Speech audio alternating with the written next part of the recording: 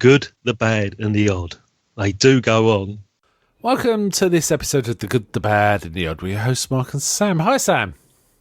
Hey. So this week is your suggestion. In fact, it's going to be a few weeks. We're going to be spanning what the content we're talking about here. Really, right? Do you want to tell everyone what it is?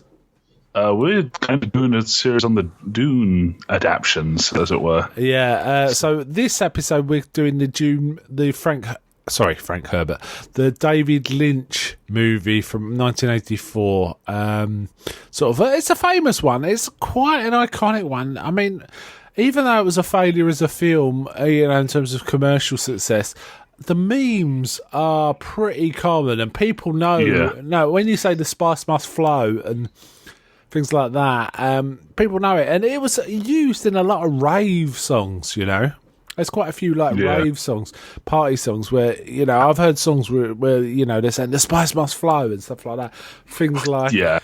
Man, a powder that you can consume, what would that be doing at a rave? Yeah. it trips you out and makes you see future and past and all sorts. Yeah. You sometimes see jokes about the spice is basically space cocaine, which I don't think it is. It's more like space acid or something like that, really. Yeah, something like that. That's really what it's about. Okay, well, with this one, I got hold of a copy called the work print cut. So it's not it's similar to the cinematic one, the original cinematic one, but it's got a few extra scenes cut in of lower quality. There are various. This is a bit like Blade Runner, and there's several prints of this film going around. There's like a TV one when they have like an artist's a painted sort of tapestry of all the history of the universe, and so there's like paintings of Sting and Beast for Bad and stuff like that, while someone is explaining the entire universe to the audience, and that was done for TV because they thought the TV audience would not follow what's going on, and probably rightly. And I don't think anyone really can follow what's going on in this unless you've read the book. It's kind of tricky. Nah. It's a weird inversion of Peter Jackson's Lord of the Rings, where everything uses the terminology of the books, but you kind of get it. Yeah. Whereas this, it throws out so many terms so quickly that you just get lost immediately. Yeah, and it's like, I'm part of the Bene Gesserit Sisterhood. I'm the daughter of the Padishah Emperor of the known universe, and the guild traders. It's like, whoa, what? Yeah, it's so there's a massive amount of exposition going on. It's so long that within the setting, the narrator forgets some of it. So, it kind of literally goes, oh wait, I forgot something. Yeah. And that's Virginia Madsen as Princess Irulan, who isn't a character until the very end of the book. But interestingly, in the Frank Herbert sort of set of books universe, she is actually the historian of Maldib. So it kind of makes sense from that. I've read quite a lot of the books. I've read all the ones that Frank Herbert wrote, anyway, because there are continued ones. The first 4 are really good. They do fall off the cliff after when you start. The 5th one's mad and doesn't really resolve very well. Is that the one where he turns into a worm? Or? No, that's the 4th one. That one's still coherent. Okay. So, The 5th one is just set thousands of years afterwards, and it's got a whole nother set of political problems and intrigues that just aren't. They just don't. They don't feel as organic as. Is that the point at which they kind of stop? They stop following the Atreides and just start following the Duncan Idaho clones. Yeah, there's a bit of that. Okay. That's in the 4th one though. Duncan Idaho clones are a big thing, and the Atreides. Well, no, they're like pretty much the only character that carries on throughout the rest of the series. You are right. You are right. The Duncan Idaho clones sort of carry on, but there's a whole other thing. There's different types of witches and not Bene Gesserit. Anyway, let's not get into that. Yeah. There's too much. There's I mean, what was the reason you suggested this one? Because about 8 people got announced for the new adaptation of Dune in the same day. Or the same week, rather. Yeah, and I was just getting excited for it. So the new one's been announced, a Villeneuve movie, and now he did the Blade Runner 2049. Do you think it's a good choice to have him direct Dune? Yeah, because a lot of that can carry over. It's just as weird and I think it's a great choice. Strangely visual. Yes. Like the book is a lot of the book is someone tripping out and just talking to themselves. Yeah. So like that could easily describe Blade Runner.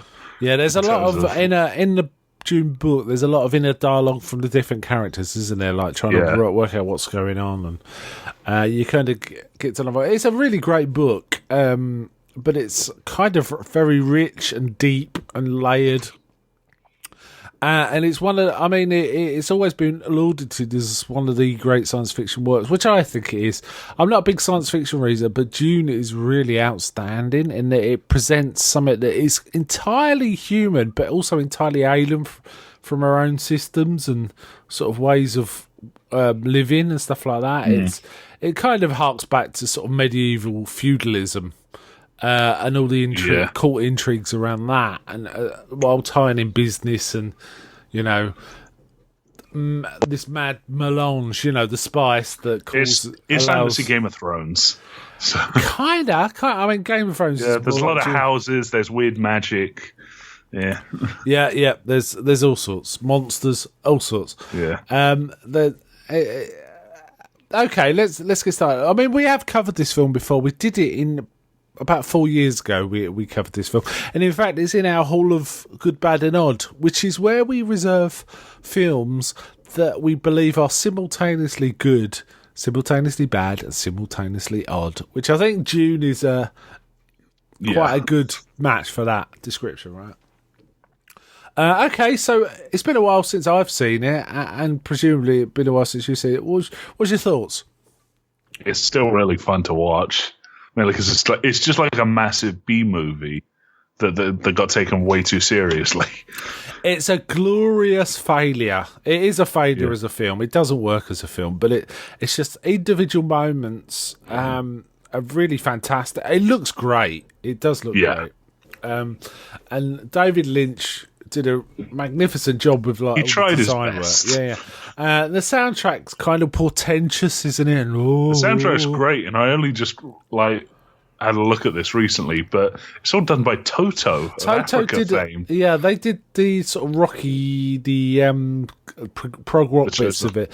But if you listen to it in the background, you know what? Bits of it really remind me of John Williams' Duel of the Fates from some of his Star Wars stuff. And this was before then. This was way before then. Yeah. So it's kind of interesting that they were kind of riffing on that. The film has many structural problems. However, I think the casting was very solid. Oh, yeah. I mean, Kyle MacLachlan was terrific. Yeah, it's basically a bunch of the people from Twin Peaks. Well, would appear in Twin Peaks. They would so you got Kyle MacLachlan, Stilgar as Big Ed. Yeah, Stilgar's really good at this. Stilgar always makes me... There's one bit right at the end where he just wins the night fight and Stilgar just goes, more deep. Just makes me laugh. I think it's best personified by there's like a... If you search like Paul Atreides worm, there's like a picture of the scene where he's like riding the worm. Yeah. And it's like a freeze frame, but Stilgar he's just like jumped up and he's like sort of securing himself, but he's like posed in a sort of like work it fashion sort of pose. Yeah, it's very funny. I mean, even Alia, the little girl Alia, did appear in. Creepy. When she got older, she was in Twin Peaks. As well, so that was kind of weird. Some great acting. I really, really like Francesca Annis as Jessica, and I've forgotten her name. Sian Phillips. You mean Sean Young? No, I was talking about the woman who was Reverend Mother Helen Geisler. Sian Phillips, I think, is the actress. But also, I think Sean Young as Charlie was really, really good. Charlie, because she's kind of athletic and. Kind of works well. Now, there were a few extra scenes which are kind of. I'm going to mention one or two, but I'm not going to go into detail. That only exist in this version of it. It's kind of interesting. Don't really add anything because it's just much more exposition, really. But one of the problems with the film, and it's a problem I came to independently from you, and you said exactly the same thing as I was thinking, is it basically is a first act and a third act, and the second act just gets bypassed, right? The whole building up his messianic sort of cult of Fremen, it just jumps straight to the end, doesn't it? Like, he instantly takes over the planet. Yeah, it is like 2 hours, 15 minutes, they finally finish out Act 1. Yeah. Where he, like, finally inundates himself with the Fremen. Yeah. And then there's a 5-minute montage of him raiding stuff. And then, boom, Act 3. Act 3, like, so many years have passed. Ali is now kind of grown. And, yeah. I mean, this movie, the cut we watched, comes in at just under 3 hours. And there is an even longer cut for TV, which I think is 3 hours 15.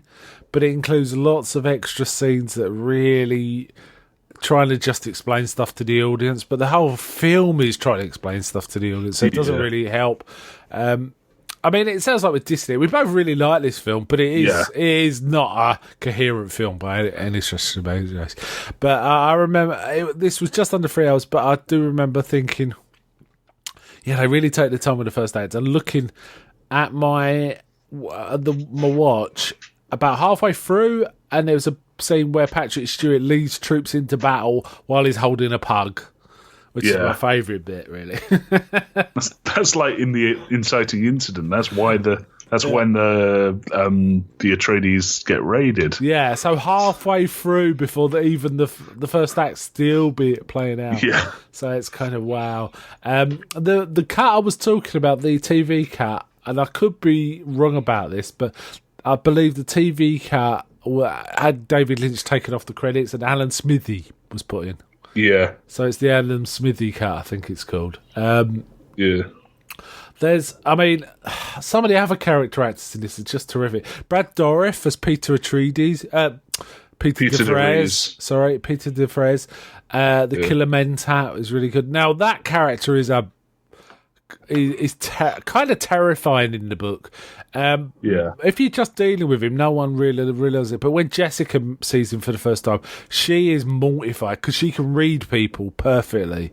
She can absolutely understand people just from quick observation. And she says, "Oh my God, I never have seen someone who just screams killer." Which is kind of frightening. And she's even thinking, why does the Baron keep this man around? Doesn't he realise how much danger it is? And stuff like that. So there was some cool stuff. We get Freddie Jones as Future Howard. He was pretty good. Yeah, and of course Patrick Stewart as Gurney Halleck, quoting his biblical passages. We did get a little section of him playing the balisette, the weird guitar thing. Which so weird. Never seen that in the original cut. I'm pretty sure it was interesting. I mean, it was very prog rock sounding. It was kind of cool. We get really brief, characters briefly. Jack Nance, who was also in Twin Peaks, was also in this film. Yeah, with red hair, a little sidekick. He was like a Harkonnen just guy who stood in the background. Yeah, he's there when they bring in the Duke. I'm not sure it's even worth going through the plot on this. Basically, there's some very cool lines, isn't there, as well? The war. This is also possibly one of the most quotable films. Like, even the nonsense lines, like this little kid screaming, "He is the Kwisatz Haderach!" It's just funny to see and hear. So, yeah. It's there's all sorts of lines. The spice must flow. He who controls the spice controls the universe. He who can destroy a thing owns a thing. So, the sleeper must awaken. Yeah. That's me and my friends make use of that quite a bit. Like if someone's just like conked out on before like a night out, we'll spam that to each other and then just wake them up. So, the weirding modules. There's some things in this film that are wholly part of the film, not part of the original text, but they kind of become intertwined now. And I remember I was convinced the sleeper must awaken was in the actual book, and it isn't. That's again from the screenplay. So there's some nice touches in the screenplay.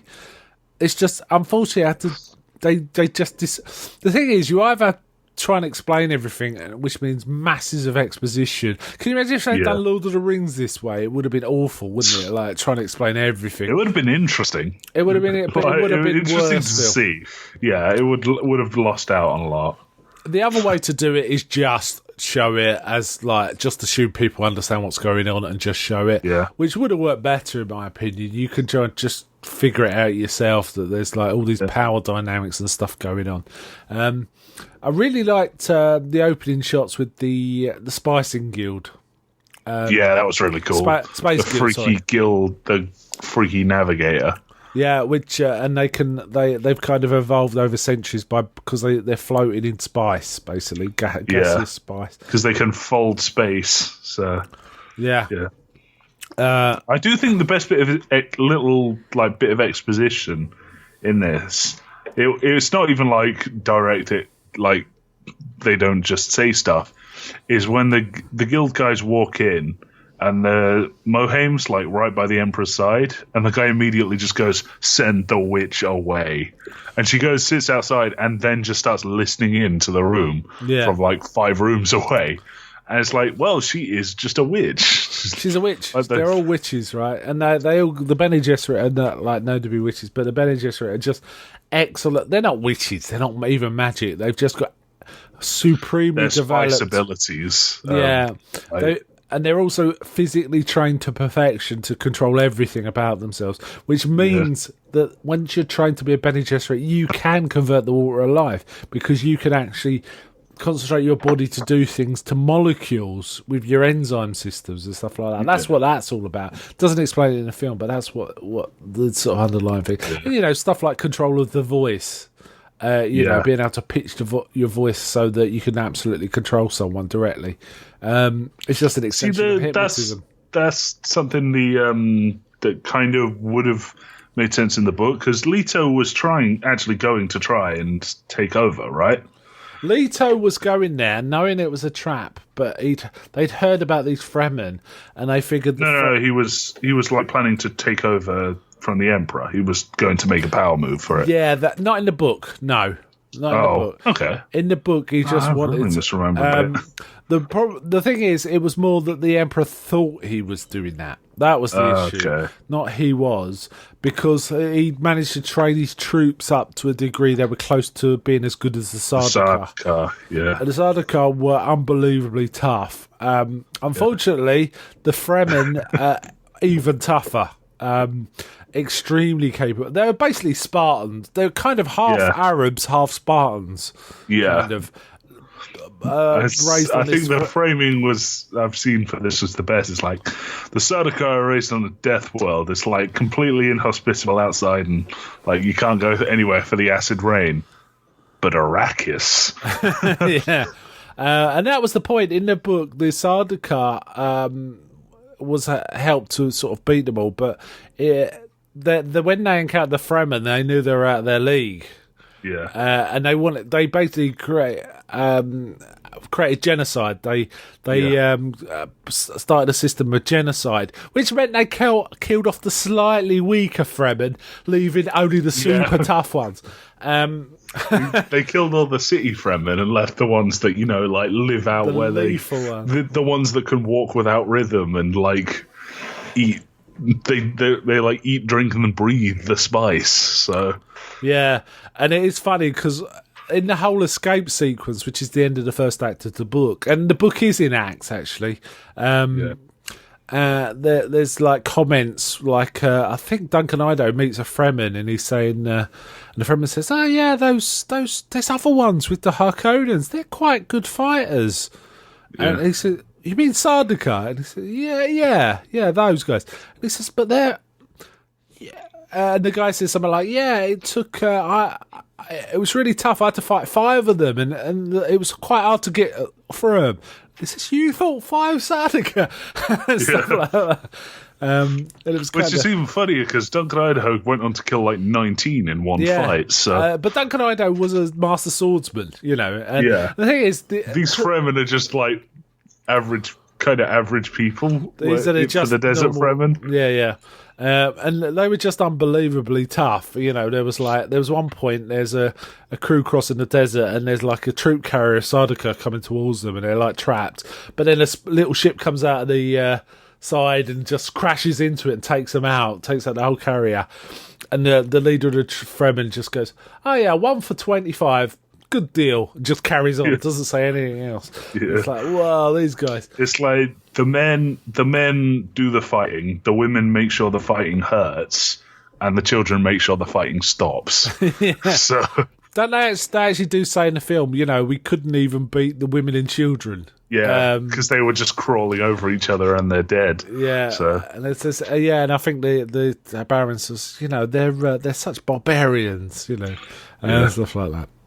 They got no decency, or something like that. Anyway, we're kind of going off onto the book now. Yeah. There's some great imagery. I mean, there are some extra scenes. There's the fight with Jamis, you know, where they first find Paul and someone challenges him, and Stilgar's a bit annoyed, isn't he? Yeah.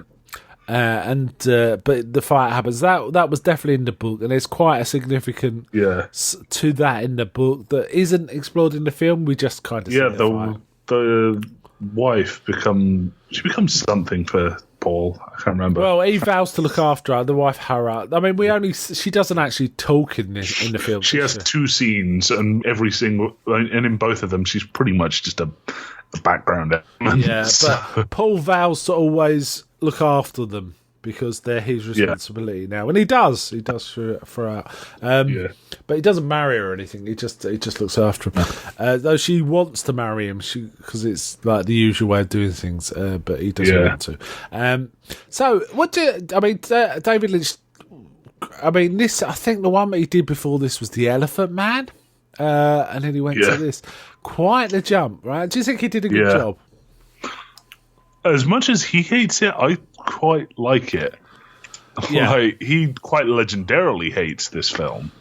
Yeah, so I think that was his first experience with this big studio being arseholes. Because I think on Elephant Man, he was working with Brooks Films, Mel Brooks, and they worked with him, you know.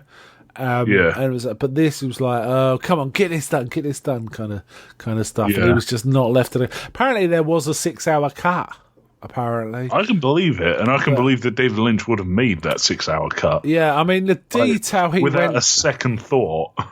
Yeah, I mean, the first act, as we say, is quite a good reflection of the novel, but it's like a major section where they just disappear. It just go, you know, like you say, a 5-minute montage, and then we jump to the third act. There was a whole section of just missing.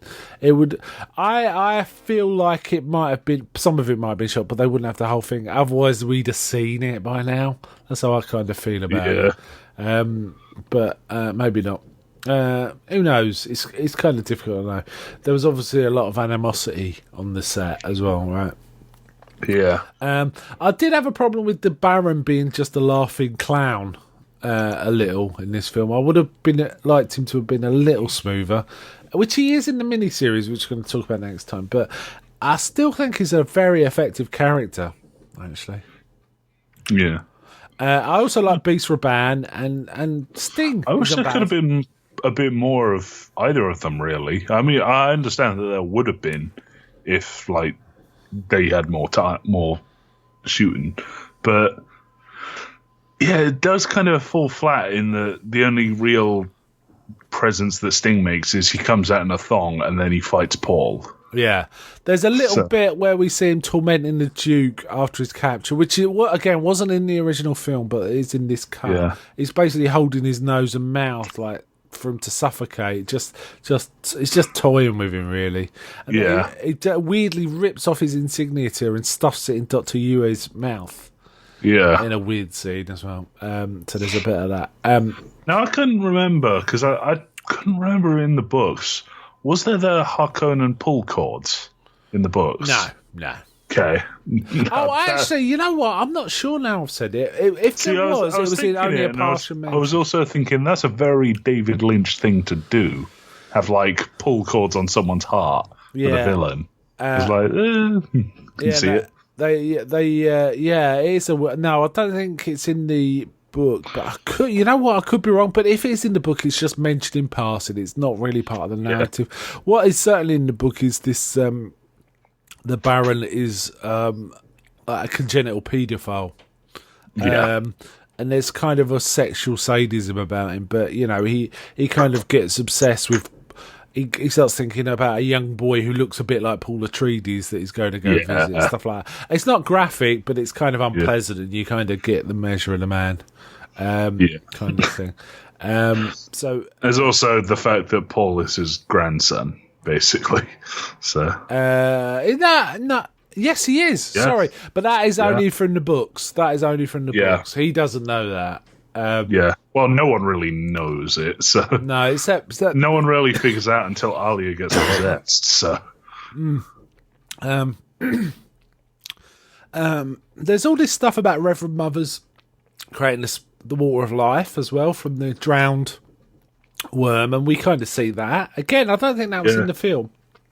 That was in the film. There was a bit where, like, they literally dragged a worm and dumped it into. No, sorry, I meant the original cut. In this cut, there is certainly that, and it vomits up black bile, doesn't it? Yeah, and stuff like that. And they make Jessica drink. Well, Jessica chooses to drink it, so and convert it. Yeah, and stuff like that. It's kind of, I don't know really where to go with this. I just like the imagery. The Reverend Mother's look is very striking. Both the first one we see and the Fremen Reverend Mother. And it's interesting that the Fremen have also got these Reverend Mothers. And in the book there's a whole thing about the Reverend Mothers, the Bene Gesserit seed Messiah myths all over the universe. So if one of their own and their child is caught anywhere, they got built-in protection, and that's the basis of the messianic sort of message of the Fremen. That's the. I can't remember the full name that they have like a long title for it, but basically Paul is it. It's and he shall know your ways, because all their ways are basically pretty much instilled by the Bene Gesserit. That's right. So. Also he kind of knows how to put on a steel suit without being told and stuff like that, which is in the book. There's a section, there is a scene in this cut that wasn't in the original cut where the Thufir Hauer is telling the Duke about what the words that were being shouted at Paul were in the street that they heard. The words were Lisan al-Gaib and Mardi, which is basically Lisan al-Gaib, I think, means him from outside, and Mardi is Messiah, essentially. So they think he's the Messiah. And that's all been seeded, by the Bene Gesserit. If I remember correctly, in the book, isn't there a bit where a couple of either Bene Gesserit and there's a couple of Bene Gesserit are talking, or the Emperor and a Bene Gesserit are talking, and they're like, "Oh, it's like a Type 2 Messiah system." It's like, wow, that's really clinical. Indeed, and that's what the Bene Gesserit do. They seed all these things. They use superstition to their benefits. They're happy to be called witches because it keeps people at arm's length.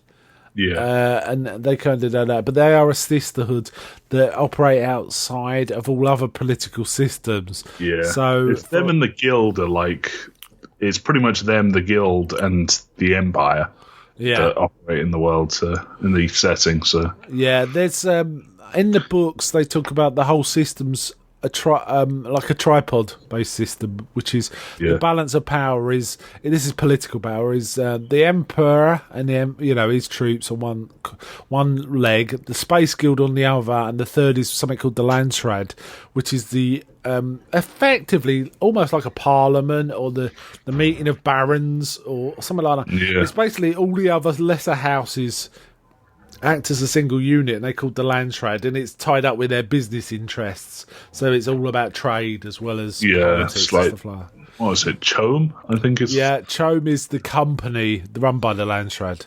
I can't remember. It's got some weird words, CHOAM. But it's sort of like combined Honnet, something or other. It doesn't make any sense. It's like in German or something. It's very weird. Now, this film was actually first touted to be done by Jodorowsky, but he did loads of work to the extent I believe he raised his own son to be trained like Paul Atreides. His own son had to do martial arts for years on end and do this really weird, deep stuff. Please tell me he didn't have his son fight a fire hydrant naked. Well, he did. He did a lot of fighting. His son. I think it was a pretty messed up relationship. However, he also did a lot of artwork and stuff like that. And there is a documentary about this called Jodorowsky's Dune. It's quite fascinating. His ideas of what some of the scenes were very brutal.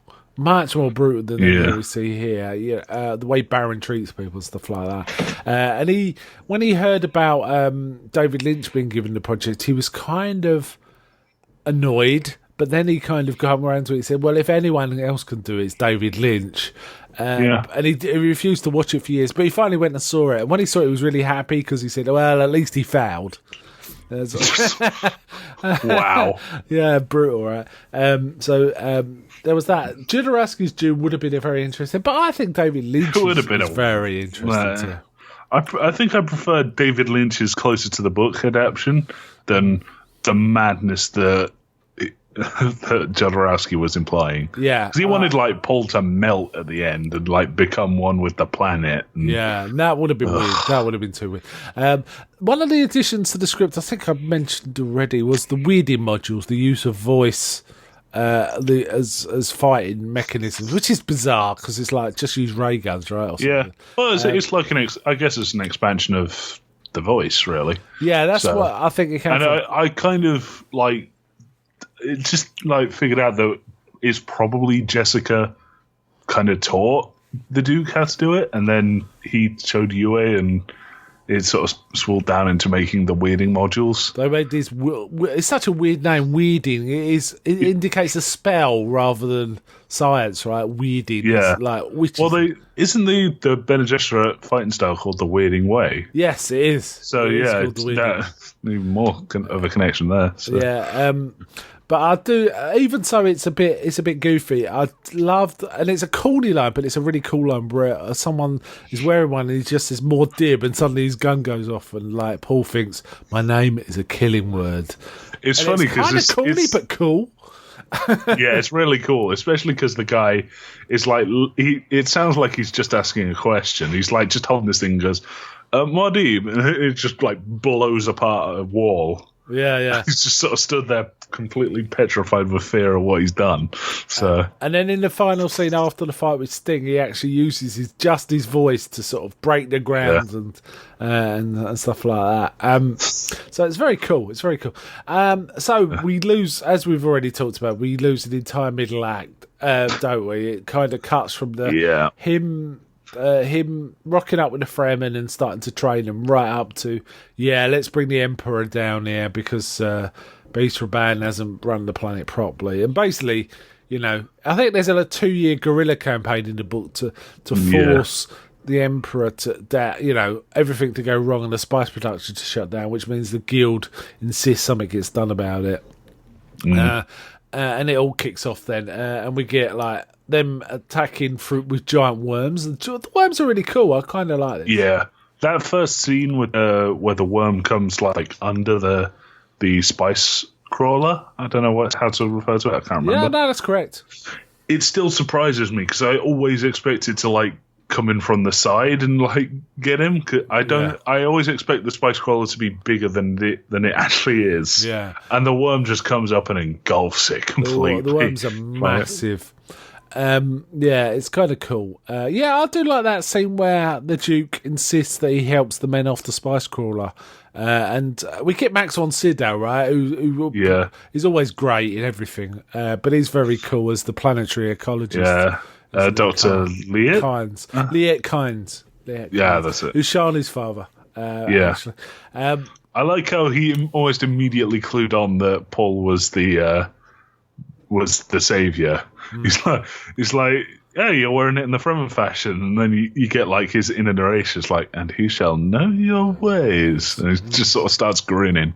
Yeah. So, Yeah, he kind of knows. Yeah, it's interesting because he's quite an interesting character in the book because he's obsessed with making Arrakis a paradise. You know, using the power of ecology, which is very 60s, actually. It's kind of an amazing book when you think about it, and premise. It's like space acid and ecology and Arabs and Spartans and it's not even acid, it's like worm poop. So. Yeah, it's worm. Oh yeah, that reminds me. At the end of the film, when he makes it rain, he just killed all the worms. Yeah. It's like that is the goofiest bit. That is the bit of the film I really don't like because it's just goofy. It doesn't because basically he's apparently Frank Herbert quite liked the film. The only bit he didn't like was the rain. He said, no, this is a story about a man playing God. It's not a story about a man becoming God. Yeah. Which I think is a very astute way of putting it, actually. One of the things about the book, which, again, not in the film, is he could see in the future and he could kind of tell that his Fremen hordes are gonna create chaos across the galaxy because they're going to take his 1,000-year jihad or something like that. Yeah, and there's nothing he's trying to figure out how to stop it and he can't. They're just going to be caught in the glory of it, and he's going to let them have to do it to keep power, kind of thing. Yeah. Which he regrets. I do like the stuff with Alia at the end. I think you've already mentioned it. It's so weird. Crazy Alia. The short bit of her just stood among loads of bodies holding a knife. Yeah, it's great. There's just like fire all behind her. She's just like, ah. And he says, my brother comes for you, Emperor. Kind of be prepared to greet him. It's a grown woman dubbing over a kid. And it's it's just so weird. It's done in the same sort of stage whispering that all the narration is done in. Yeah, it's cool. Oh, well, not really narration, all the internal dialogue. Yeah. It's got that kind of very loud whispering, basically. Yeah. Kind of amplified the whispering. So we also, I've already mentioned Sean Young is pretty good as Alia. As Shani. She's pretty cool. I just like the fact he kind of, what do you call the mouse? The Maldiv, that's my name. And it's kind of it's kind of cool, and no one knows who he is and stuff like that. Until he turns up, right? The film is deeply flawed as a film. It really is, but it's still fascinating and kind of wonderful. And he claims to be the Kwisatz Haderach. And again, in the book, it's never quite clear if he is or not, if it's something else. Because sometimes he says he is, and sometimes he says, no, I'm something different that no one expects. Well, it starts to become a common thing that like everyone becomes a Kwisatz Haderach. It would have been interesting. Jodorowsky had some really weird... Let me tell you some of Jodorowsky's casting. Orson Welles was going to be Baron Harkonnen, which would have worked. Could have been interesting. Mick Jagger as Fade Routher. Nope. Weird. Udo Kier, the weird German actor, as Peter DeVries. Yeah, that would have worked. David Carradine as Leto Atreides. Could have been interesting. And Jodorowsky's own son, Brontis, as Paul Atreides. That's why he wanted his kid to be grown up like Paul. Knowing him, he would probably like to make filming take place over like 20 or so years so that he could grow up. So. Yeah, first Jodorowsky was mental. Is my what I'm getting at. So. Yeah, he is. The Laurentiis tried to bring this to the screen a little earlier than it ended up being. He wanted Ridley Scott involved and H.R. Giger, which would have been kind of cool. Good. But they were doing Blade Runner, so. Yeah. There's a kind of weird tie-up between Blade Runner and Dune, actually. Yeah. It just feels like something... It feels almost like if, you went from Blade Runner and history went on and on and on, you'd end up with Dune kind of universe. Yeah, kind of it is like 10,000 years in the future or something like that. Well, it's more than that. They call it the year 10,086, but that's not AD. That's after something they called the Butlerian Jihad, which is where the machines got smashed. Thinking machines. There was a massive revolt against thinking machines. So there was like an embargo on thinking machines. That's why there's mentats. And, that's what mentats. But it's weird. I was going to say they got categorized. It's the year 10,000, but they trail their lineages back to like Alexander the Great and stuff like that. It's funny. Yeah. I've got a book, and it's kind of funny. It's called the Dune Encyclopedia, and it's basically someone's written an encyclopedia about the events in Dune as if they were ancient history. And so there's like speculations. Was Paul Atreides really the Duke? Or, and basically they summarise, no, there's no way he was really the Duke. He was just some Fremen who took the name. There's no way a soft Duke's son could do this kind of stuff. It just makes you laugh. It makes you think how history is now. It's like, you're making massive assumptions there. But I also like some of the history, they give the history of the world, and it's like... then it was House Atreides and House Harkonnen, but then it talks about like the 20th century. It goes, well, first House Britannia ran the planet for 200 years, and then House America took over, and then House China. And it's kind of really funny to read history that way. And it's kind of, they were kind of right, actually. Yeah. It just made me laugh. They were calling it things like that. Would that make Belgium House Harkonnen? I don't know. Let's not go there. It's interesting that Frank Herbert quite liked it. I was kind of surprised. He was happy that he heard a lot of his own dialogue in it, which, you know what, if I wrote this book and they made this visually sumptuous mess, I'd kind of be happy too, I think. But like I said, he did have the grouch about the rain at the end, which is a goofy scene. It doesn't really work. It doesn't fit. Again, just killed all the worms, killed all the spice production. Yeah. Everyone's going to die. Yeah, no one can transport through space anyway. No.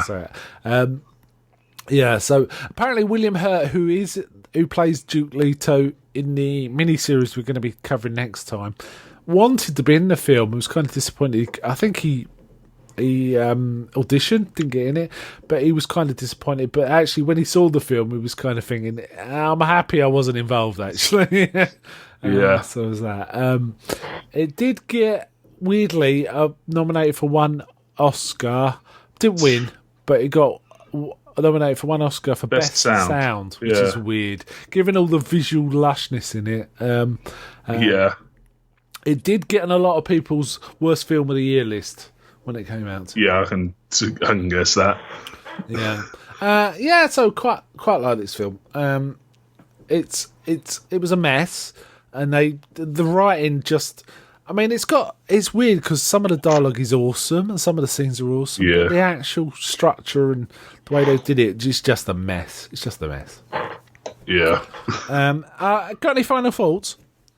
Not that I can think of, aside from just go read Dune, because it's quite an amazing read. Yeah, I'd recommend the first four. The fourth one is I'd recommend weird. just seeing it through to see how weird it gets, because it gets very weird. It does get weird. Like, do you want to know? Are you planning to read the future stuff at all? I've read some of it, but go ahead. Okay. The thinking machines come back. Okay. Yeah, I can see that. And there's a whole interaction with the very first guild navigator.